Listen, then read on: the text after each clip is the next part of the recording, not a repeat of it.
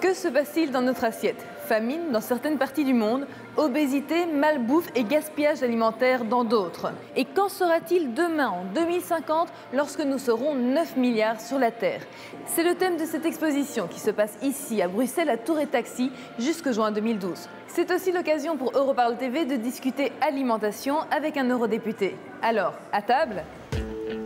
C'est dans ce restaurant, situé dans le quartier européen à Bruxelles, que nous avons invité l'eurodéputé Marc Tarabella, membre de la commission parlementaire Agriculture. Alors voilà, nous sommes à table et au menu, l'alimentation des citoyens européens. Est-ce que l'alimentation reste une priorité pour l'Union européenne? Reste une priorité, que ce soit au niveau de la politique agricole commune, qui reste une des grandes politiques de l'Union européenne, mais aussi en termes de consommation, de bien informer les citoyens, de le sécuriser par rapport aux aliments qui lui sont donnés.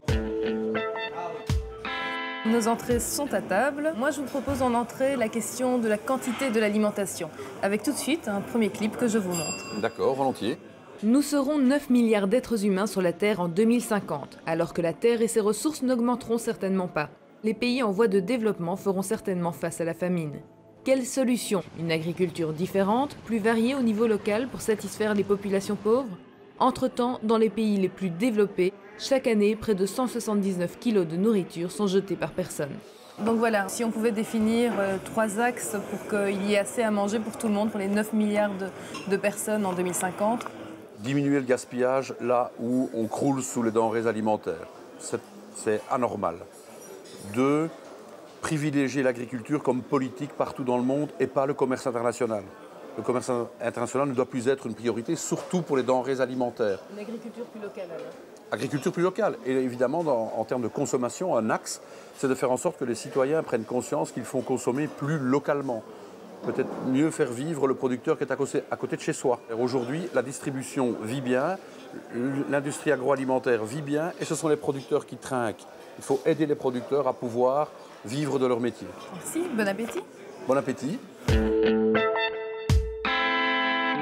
Je voudrais passer au plat principal de nos thématiques, à savoir la qualité de ce qu'il y a dans l'assiette des Européens. Je vous montre le clip. Volontiers. Près d'un Britannique sur 4 est obèse. Une personne sur 5 l'est en Irlande, à Malte et au Luxembourg. La qualité de notre alimentation est-elle en cause? Sait-on exactement ce qui se trouve dans nos assiettes? Comment peut-on le savoir?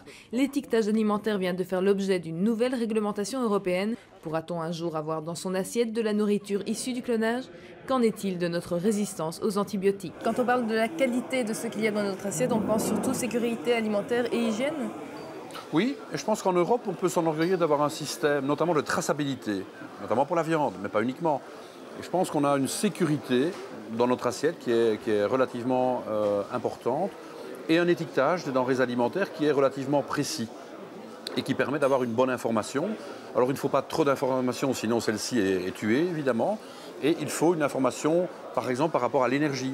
C'est combien de calories, tel plat, tel aliment préemballé, mais aussi des données sur les graisses, les sucres. Et tout ça, justement, fait l'objet d'une nouvelle réglementation. Oui, qui est en progrès, hein, notamment l'étiquetage, en tout cas, ce sera plus lisible, les caractères seront plus lisibles, les calories seront évidemment mises en exergue. Au niveau de la qualité, on peut aussi parler du respect de l'environnement et du bien-être animal?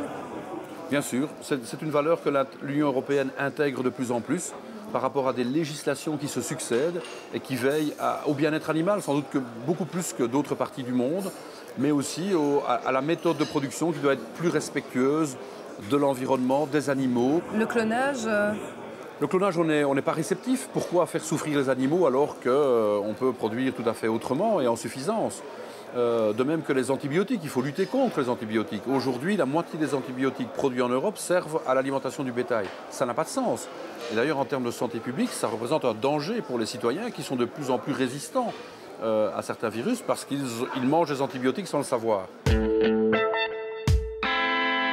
Qu'est-ce que vous avez pris comme dessert? Une crème brûlée à la vanille de Madagascar. Vous l'assumez, elle vient de Madagascar. L'empreinte carbone? J'assume, parce que j'estime qu'on doit diminuer l'empreinte carbone pour les produits qu'on produit partout sur la Terre. Le lait, la viande, mais par contre, pour des produits typiques comme la vanille, comme le café, comme le cacao, je me réjouis qu'ils viennent de pays où ils sont cultivés, en espérant que la culture de ces produits puissent évidemment être bénéficiaires aux producteurs locaux. Et donc on peut manger notre dessert en paix, sachant qu'en 2050, alors que nous serons 9 milliards, nous aurons tous de quoi manger?